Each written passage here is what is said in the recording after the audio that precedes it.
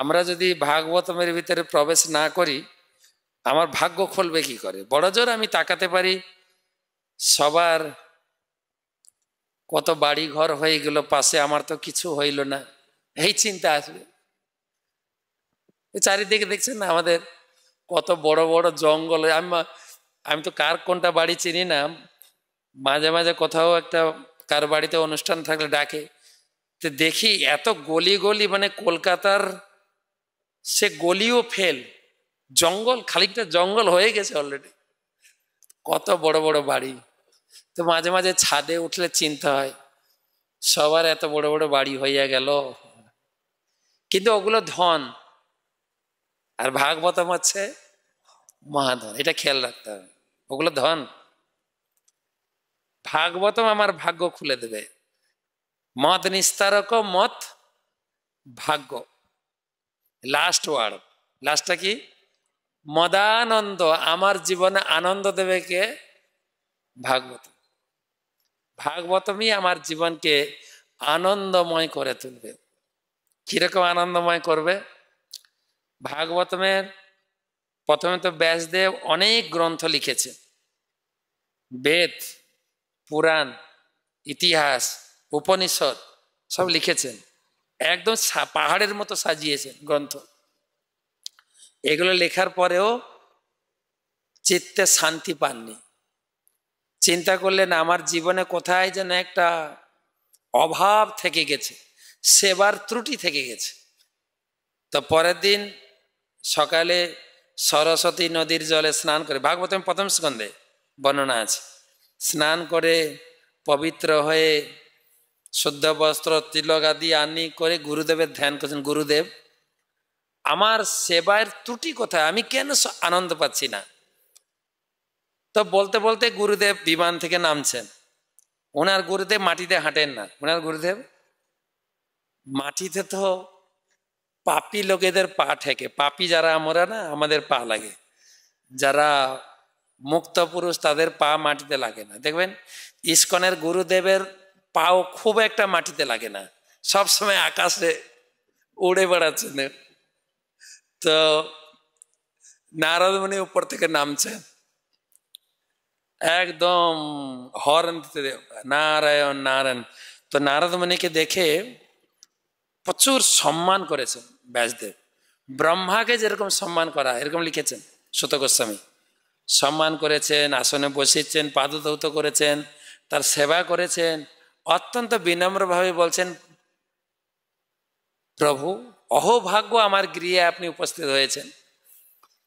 তো গুরুদেব বলছেন, বৎস তুমি কুশলে আছো তো?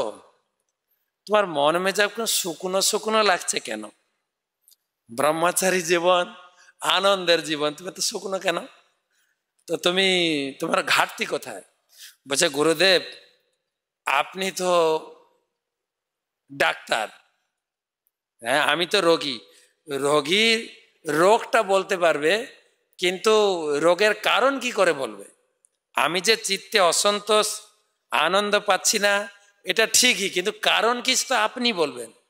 আপনি হচ্ছেন অন্তর্যামী, আপনি হচ্ছেন সাক্ষাৎ ভগবানের শরীর থেকে ব্রহ্মার সৃষ্টি, ব্রহ্মার শরীর থেকে আপনি সৃষ্টি, সরাসরি বলতে গেলে ভগবান থেকে আপনি সৃষ্টি। হ্যাঁ, আপনি কোনো মায়ের গর্ভ থেকে জন্মাননি, একদম ভগবানের পরম্পরা, তাই না? ভগবান থেকে সরাসরি জন্ম ব্রহ্মার, ব্রহ্মা থেকে সরাসরি জন্ম নারদ। তা আপনি সাক্ষাৎ বায়ুর মতো সাক্ষী, অন্তর্যামী, তা আপনি বলুন। তখন সরাসরি বলেছেন যে যা করার কথা তা তুমি করনি, তুমি ভাগবতম লেখো। যেসব কিছু লিখেছে না, এগুলো কাক জাতীয় লোকেরা পড়বে। তৎ বায়সম তীর্থ মুসনন্তি মানসা ন যত্র হংসা নিরমন্তু উশিক্ষয়া। যে হংস জাতীয় লোকেরা, যারা পরমহংস, তারা তোমার এই বইটা ছোঁবেও না, ডাইরেক্ট বলছেন। তুমি প্যাকিং করে সরস্বতী নদীর জলে চুবাও, এইগুলো থাকলে জগতে বিভ্রান্ত সৃষ্টি করবে। আর বিভ্রান্ত সৃষ্টি হচ্ছে কিনা, হ্যাঁ ওখানে পড়লে বোঝা যায় এই জগতে যে এত ধর্মকর্ম হয়েছে না, এর মূল কারণ হচ্ছে ব্যাসদেব। বিভ্রান্তিটা উনি চালু করেছে। অন্যান্য আশ্রমের কোনো দোষ নেই কিন্তু। আর নারদ মুনি যত পরনাস্তি গালাগালি করেছেন, যুগপ সীতম ধর্ম অনুশাসত, নিন্দনীয় কাজ করেছে জগতে। তুমি উপকারের নামে জগতে একটা অপকার করেছে বলেছে। এমন বকাবকি করেছেন লেখক আমাদের শিষ্য ব্যাসদেব একদম চুপ হয়ে গেছে। বলছে নতুন করে লেখো ভাগবত। বলছে আমাকে আবার লিখতে? বলছে হ্যাঁ লিখতে হবে না মানে, অবশ্যই লিখতে হবে। বলছে আমার বয়স হয়ে গেছে, হাত পা কাঁপছে। তবে তুমি ডিকটেটিং করো, তুমি বলো, আমি লেখার জন্য আরেকটা লোক পাঠাবো। তো গণেশকে পাঠিয়েছেন লিখতে। গণেশ লিখেছেন, ব্যাসদেব বলেছেন। তো ব্যাসদেব প্রথম শ্লোক বলেছেন, জন্মা দশ যত অন্যাত ইতত অর্থে অভিজ্ঞ সরাট। দ্বিতীয় শ্লোক বলেছেন, ধর্ম পজ্জিত কৈতবত্র পরম নির্মত শরণং সদম বেদং বাস্তব বস্তু শিবদম তাপত্র। দ্বিতীয় শ্লোক বলেছেন। এবারে তৃতীয় শ্লোক, নিগম কল্পতরু গলিতং ফলম সুখ মুখদামৃতম দ্রব সংযুতম। কি আর বলবো, সারা বেদ বৃক্ষের একদম পরিপক্ক ফল। নিগম কল্পতরু গলিতং ফলম, গলিতং মানে গাছ থেকে পচে গলে পড়ে যায়নি কিন্তু, যেন গাছ পাকা আম হাতাহাতি করে নামানো হয়েছে। যেরকম আম পাড়ছে দেখুন না, ওই যে ঝুলিতে করে পাড়ছে, আম যেন ফেটে না যায়। একদম গুরু পরম্পরা মাধ্যমে, মুখ পরম্পরা বলে, মুখ পরম্পরা, গুরুদেবের মুখ থেকে শিষ্য, শিষ্যের মুখ থেকে পশিষ্য, এই পরম্পরা করে হাতে নামানো হয়েছে। এই জন্য প্রত্যেকের মুখে একটু একটু দ্রব লেগেছে, দ্রব। সুখ মুখদাত মুখদাম মৃত দ্রব, দ্রব দ্রব সংযুতম। সুখদেব গোস্বামী তাতে মুখ দিয়েছে। পিবত ভাগবতম, পিবত বলা হচ্ছে ফল, আবার বলা হচ্ছে পিবত। এই কথাগুলো খানিকটা দ্বিধাদ্বন্দ্বের মধ্যে। ফল লোকে খায় না পান করে, তাহলে ভাগবতম তো ফল, তাহলে পিবত কেন বলছেন? পিবত মানে কি খাওয়া? পিবত, পিবত ভাগবত বলতে পারতেন যে খাও ভাগবতম, খাও ডেলি, না বলছে পিবত ভাগবতম। পিবত পান করা আর খাওয়ার মধ্যে দুটো তফাৎ। কোনো ফল খেতে গেলে কিছু অংশ ফেলতে হয়, কিছু অংশ খেতে হয়। কোন ফলের ছিবড়া ফেলবেন, সার খাবেন, শ্বাসটা খাবেন, আটি ফেলবেন। কোন ফলের শ্বাস ফেলবেন, আটি খাবেন। আচ্ছা তো এরকম কাজু বাদামের কি ফেলবেন, কি খাবেন? বীজ ফেলে দেবেন, শ্বাস খাবেন নাকি? না না, শ্বাস ফেলবেন, বীজটা খাবেন। বীজ হচ্ছে মূল। আমের বীজ ফেলতে হবে, শ্বাস আটি ফেলতে হবে। তো ফলের কিছু ফেলতে হবে, কিছু খেতে হবে। কিন্তু পানীয় বস্তুতে, পানীয় সব খাবেন, সব পান করবেন। এখন তো আবার পানীয় কথাটা উঠে গিয়ে এখন হয়ে গেছে shake, milk shake, mango shake, সব শেক এসে গেছে এখন, তাই না? তো পানীয় বস্তুতে সবটাই পান করা যায়। তো ভাগবতমকে পান করুন। এই দুটোর অর্থ হচ্ছে, গীতা একটা শাস্ত্র, গীতাও ফল, কিন্তু গীতার অনেক জিনিস বাদ দিতে হবে আপনাকে। গীতার যা জ্ঞান দেওয়া আছে সব আপনি নিতে পারবেন না, কেননা এখানে সর্বসাধারণের জন্য জ্ঞান দেওয়া হয়েছে। সেখানে অষ্টাঙ্গ যোগ আছে, বসুন না 2 দিন 4 দিন ফুসফাস করুন না, দেখেন কেমন লাগে। তো অষ্টাঙ্গ যোগ আমরা নিতে পারবো না, জ্ঞান যোগ নিতে পারবো না, তারপর হঠ যোগ আছে, পতঞ্জলি যোগ আছে, এগুলো কোনোটাই আমরা নিতে পারবো না। সেই জন্য ভগবান ছেঁকে টেঁকে বললেন ভক্তি যোগটা গ্রহণ করো। কিন্তু ভাগবতম এমন একটা জিনিস, পুরো ভাগবতটা ভক্তি যোগে ভরা। যেরকম গীতায় আমরা কখনো কখনো মেন শ্লোকগুলো মুখস্থ করব বলে না, কিন্তু ভাগবত গীতাতেও প্রতিটা শ্লোকই মেন। যখন দেখবেন চৈতন্য ভাগবতমে যখন অদ্বৈত আচার্যবাবু গীতা পড়তেন, মহাপ্রভু তখন আসেননি, গীতা পড়তেন অদ্বৈত আচার্যবাবু। গীতা পড়ে যে গীতাতে ভক্তির রস খুঁজে পেতেন না, অনেকবার পড়তেন, যখন ভক্তি খুঁজে পেতেন না কি করতেন? উপবাস হয়ে ঘুমিয়ে পড়তেন, রাত্রে কিছু খেতেন না। আমি কি দুর্ভাগা, এত মূর্খ যে এই শ্লোকের ভেতরে ভক্তিটা আমি খুঁজে পেলাম না। মহাপ্রভু রাত্রে এসে জাগাতেন, অদ্বৈত আচার্য উঠো, এই শ্লোকের ভক্তি তত্ত্ব হচ্ছে এইটা, খাও। প্রতিদিন মহাপ্রভু তাকে জাগাতেন। মহাপ্রভু বলছেন যখন সাতপারিয়া ভাবে যখন কীর্তন করছিলেন, অদ্বৈত আচার্যকে বলে, অদ্বৈত আচার্য তোমার মনে আছে প্রতিদিন রাত্রে তোমাকে জাগাতাম? বলছে তাই নাকি? হ্যাঁ, এখন মনে পড়ছে। তো প্রতিটা শ্লোকে ভক্তি আছে, আর ভাগবতমে ভক্তিতে ভরা। সেই জন্য বলা হয়েছে পিবত ভাগবতম, তারপরে রসমালাই। রসমালাই ভাগবতম হচ্ছে রসমালাই, রসমালয়। আমি উদাহরণ দিই যে আমাদের ইস্কনের ভক্তরা মিষ্টি খায়, বাইরের লোকের মিষ্টি খায়, ভাতের সঙ্গে মিষ্টি খায় না বাইরের লোক। এই সকালে 10টা 11টার সময় একবার খেলো, বা বিকালে বা সন্ধ্যায় জল খাবার হিসাবে মিষ্টি খায়।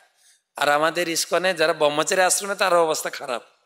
3 বার খাবার, তার ভিতরে ফিস্ট।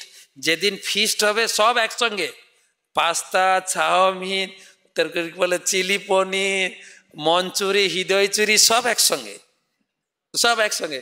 তারপরে লাস্টে দই, তার আগে এসে পায়েস, তারপরে দই, আবার কখন কোনো পিঠেও থাকে, কেকও থাকে, তারপরে আসবে রসগোল্লা। এবারে বেচারা একদম এই পর্যন্ত হয়ে গেছে, ছাড়াও যাচ্ছে না। রসগোল্লা খাবে, যে পরিবেশন করছে প্রভু একদম চিপে, প্রভু একদম চিপে, মানে রস ছেড়ে দিয়ে গোল্লা খায়। ইস্কনের ভক্তরা কি খায়? রসগোল্লা খায় না কিন্তু, হ্যাঁ ঠিক কিনা বলছি কিনা? যা পরিবেশনে যে যতটুকু চিপলো, এবার এ নিজে চিপবে, ঠিক আছে? চিপে চিপে যদি না বেরোয় জলে ধুয়ে খাবে, ঠিক আছে? আমি অনেকে দেখেছি, তো রস ছেড়ে দিয়ে গোল্লা খায়। কিন্তু যদি আপনাকে রসমালাই দেওয়া হয়, কি ছাড়বেন কি খাবেন বলুন? এবারে বলুন তো, রসমালাই দিলে কি ছাড়বেন কি খাবেন? কি ছাড়বেন? একদম চেটে, চেটে খাবেন। তো ভাগবতম হচ্ছে রসমালাই, আছে তো, শব্দটা আছে তো, পিবত ভাগবতম রসমালয়। বলছে কখন খাবো? শুধু ফিস্টে খাবো না, কখন খাবো? অহরহ মুহুরহ ভুবি ভাবুকা। হে রসিক ভক্ত, হে ভাগ্যবান, তুমি সেই ভাগবতম পান করো। কে পান করবে? কে পান করবে? ভুবি। ভুবি মানে কি? ভুবি মানে যার পৃথিবীতে জন্ম হয়েছে। এই ভাগবতম নচ কৈলাসে, কৈলাসে নেই, নচ সত্যে, ব্রহ্মলোকেও নেই, সত্যলোকেও নেই, বৈকুণ্ঠে নাস্তি অয়ং রস, বৈকুণ্ঠেও নেই এই ভাগবতম। এই ভাগবতম কেবল পৃথিবীতে, পৃথিবীর মানুষের জন্য দেওয়া হয়েছে। অত পিবন্তী সদ্ভাগ্যা। আরে এত ভাগ্যবান লোক, তোমার পৃথিবীতে জন্ম হয়েছে না? ব্যাসদেব বলছেন তোমার না পৃথিবীতে জন্ম হয়েছে, এত ভাগ্যবান তুমি। মা মা মুচ্চন্তি কহিরচিত, কখনো ভাগবতমকে ছাড়ো না। মা মা মানে দুবার, না না ভাগবতমকে ছাড়ো না, ভাগবতমই পড়ো। তো সেই হচ্ছে ভাগবতম। সনাতন গোস্বামী হাতে নিয়ে একদম বুকে জড়িয়ে ধরে বলছেন, মদেক বন্ধু মত সঙ্গীন, মদ গুরু মদ মহাধন, মদ নিস্তারক মদ ভাগ্য, মদানন্দ নমস্তুতে। এই ভাগবতমকে সঙ্গ করতে হবে, তাহলে মোটামুটি আমার জীবনটা সেফ। ভাগবতম মহাধন, ভাগবতম আমাদের জীবনের ভাগ্য খুলে দেবে, ভাগবতম আমার জীবনে আনন্দ প্রদান করবে। আর আনন্দের জন্য দ্বিতীয় সঙ্গী আর লাগবে না, মনে হয় দ্বিতীয় সঙ্গী লাগবে না। তো পুরো হাব আনন্দ হবে যদি ভাগবতম নিয়মিত পড়েন, আর হাব আনন্দ হবে ভাগবতম যদি প্রচার করেন। এটাও একটা কন্ডিশন কিন্তু, হাব আনন্দ পড়লে আর হাব আনন্দ প্রচার করলে 50-50। এটা আমাদের জন্মাসবাবু বলছিলেন একবার, ভক্তি শাস্ত্রী ভক্তিবাইবা উদ্বোধনে বলছিলেন যে তোমরা এসছো বাংলাদেশ থেকে বা বিভিন্ন জায়গা থেকে ভক্তরা, এসেছিল, এমআইতে কোর্স করছিল। তো বলছে তোমরা এসছো বিভিন্ন জায়গা থেকে গীতা ভাগবতম পড়তে, এটা হচ্ছে নিমাই পণ্ডিতের জায়গা। নিমাই পণ্ডিত তোমাদের বিশেষ করে আশীর্বাদ করবেন, শাস্ত্রগ্রন্থ পড়লে উনি খুব খুশি হন। কিন্তু সেই সঙ্গে একটা কথা আছে, কিন্তু পড়ে যদি প্রচার না করো, নিমাই পণ্ডিত তোমার মৃত্যুর সময় সব জ্ঞান হরণ করে নেবে। তো পড়বো আর প্রচার করবো। তো মহাপ্রভু তাই বলেছেন না, জীবন সার্থক করো, করো পরোপকার। তো সেই জন্য আমাদের এই সুযোগ রয়েছে, আমাদের অহভাগ্য সেই ভাগবতম আমাদের নিজেদের ভাষায়। আমি বাংলা ভাষা পড়তে চাই, উড়িয়া ভাষা পড়তে চাই, হিন্দি ভাষা পড়তে চাই, এমন নয় যে সবাইকে একটা ভাষা শিখতে হবে, তা না। প্রত্যেকের নিজের নিজের ভাষায়, যে ভাষা আপনি বড় হয়েছেন, যেটা আপনার মাতৃভাষা, সেই ভাষায় বই পেয়েছি। আমি তো অনেক জায়গায় বলেছি, তথাপি মাতৃভাষা হলেও গৌড়ীয় মঠের ভাগবতম পড়বেন। গৌড়ীয় মঠের গ্রন্থ হচ্ছে সাধু ভাষায় লেখা, আর ইস্কনের গ্রন্থ হচ্ছে চলিত ভাষায়। আমাদের বাংলা ভাষায় দুটো ভাষা আছে, বঙ্কিমচন্দ্রের ভাষা হচ্ছে সাধু ভাষা, শরৎচন্দ্রের ভাষা হচ্ছে চলিত ভাষা।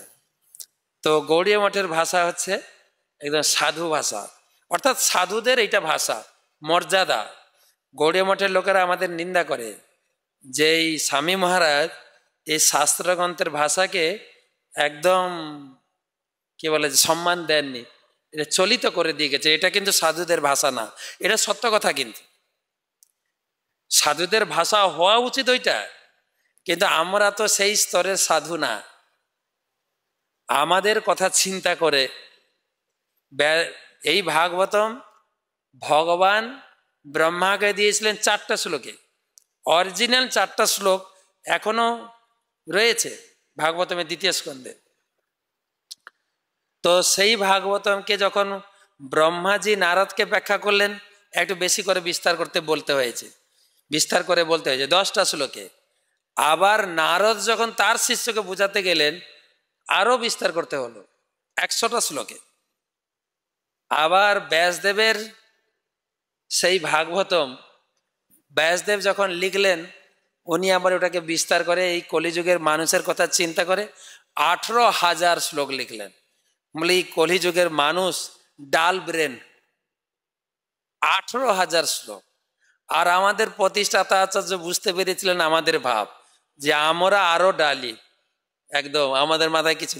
তাই 18,000 শ্লোককে 18,000 কোটি শব্দে ব্যাখ্যা করলেন।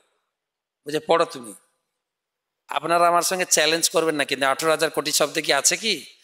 আপনি গুনবেন, আমি কেন গুনতে দেব? তো 18,000 কোটি শব্দে ব্যাখ্যা করেছে আমাদের কথা ভেবে। আমি বলি, আমাদের পরম শ্রদ্ধেয় শ্রীমৎ ভক্তিচারু স্বামী গুরু মহারাজ, ওনার যে ভাষা, আমরা বাঙালি ভক্ত চিরকৃতজ্ঞ ওনার কাছে। এত সহজ সরল মধুর ভাষা, ওনার ভাষাকে ইস্কনে বলে রয়্যাল ভাষা। ইংরেজি বলুক আর উনি বাংলা বলুক, ভাষা ছিল ওনার রয়্যাল, রাজকীয় ভাষা, সম্মানীয় ভাষা।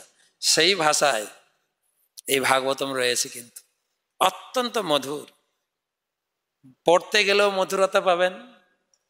যে অক্ষর জ্ঞান জানেন, যে আমি একটু অক্ষর চিনে পড়তে পারে, সেও রস পাবে। ভাগবতমটা এমনভাবে তৈরি করা আছে, তো আমাদের ভাগ্য। তারপরে আমাদের গুরুদেব প্রতি ক্লাসে উদ্বুদ্ধ করছেন, ভাগবতম পড়ো। বলছে আমি ভাগবতম কোর্স করছি, বলছেন না, আমি ভাগবতমের 1ম স্কন্ধের উপরে পরীক্ষা দিয়েছি, আমাকে এমআই বলেছে এ গ্রেড পেয়েছি আমি। আর ওটা সবাইকে দেখাচ্ছেন গুরু মহারাজ, যে যেন একদম মেসেজ করে ছেড়েছেন, পোস্ট করে।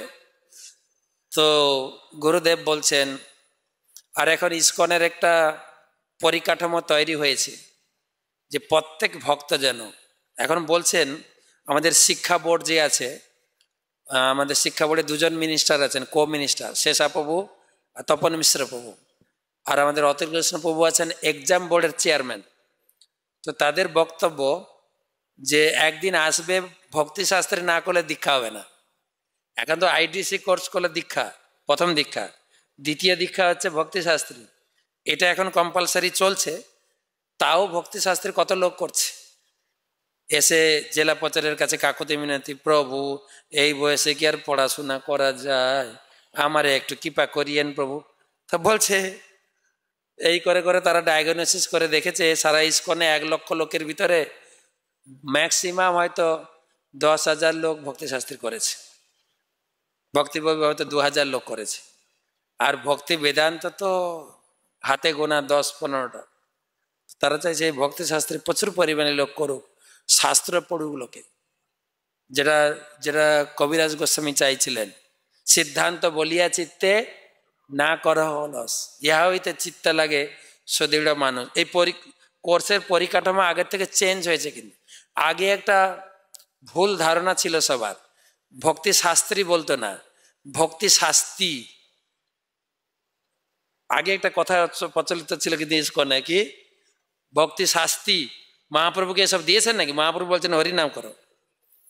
কিন্তু এখন সেই কোর্সকে এত এত মানে সরলীকৃত বলবো না, এত মডিফাই করে, যে ইংরেজিতে বলে মডিফাই করা হয়েছে, যে প্রচুর পরিমাণে লোক কোর্স করার জন্য আগ্রহ প্রকাশ করছে। তো সেই জন্য আমরা গীতা পড়বো, গীতা পড়ার পরে ভাগবতম পড়বো। যেরকম আমি 3টা গ্রন্থের কানেকশন দেখালাম, গীতাতেও প্রতিটা অধ্যায়ের সঙ্গে সুন্দর সুসংবদ্ধ সাজানো রয়েছে, প্রতিটা শ্লোকের সঙ্গে সাজানো আছে। এটা একটা উন্নত জ্ঞান এবং পদ্ধতিগত জ্ঞান। এমন নয় যে যারা বাইরের লোক, যারা শিক্ষিত লোক তারা বলে এ গীতা একটা এলোমেলো যেখানে সেখানে জ্ঞান ছড়িয়ে আছে, না, 1 অধ্যায় থেকে 1 অধ্যায় উন্নত উন্নত উন্নততর জ্ঞান দেওয়া হয়েছে।